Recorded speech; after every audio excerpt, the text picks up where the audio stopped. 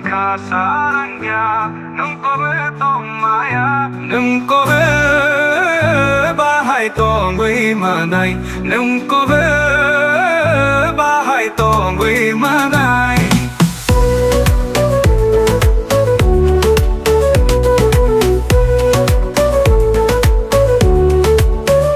jesu khát chalo tham bui bo mi to tong bing nganai ho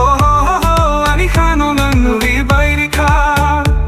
ang kabok bahay kitong nai nung kobe bahay tong gui manay nung kobe bahay tong gui manay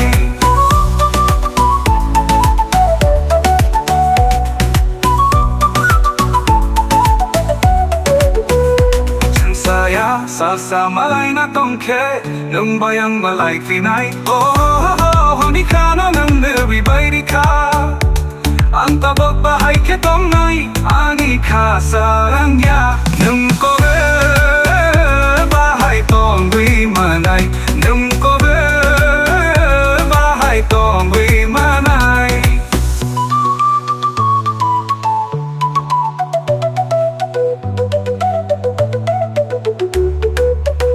saya sa malay na tongke nung bayang malay pinay ni kano nang nuribay di ka chini ko to masajag na tongke sa jagwi tanglay siton nung kobe bahay tong gui manay nung kobe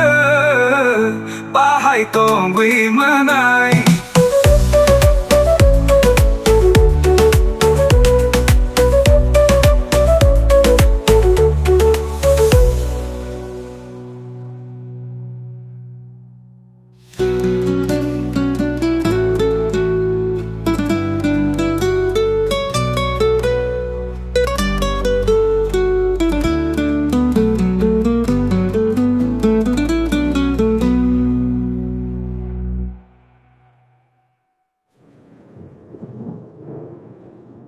Chinikok to masajat na tongke sajagwi tanglay siton nung kobe